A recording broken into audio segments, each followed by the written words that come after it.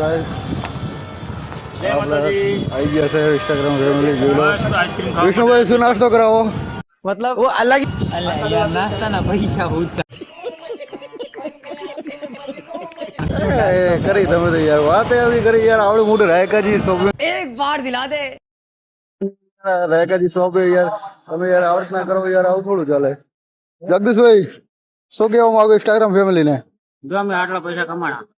વાહ વાહ શું વાત પેલું પેમેન્ટ આવી ગયું પેલું પેમેન્ટ મુકેશભાઈ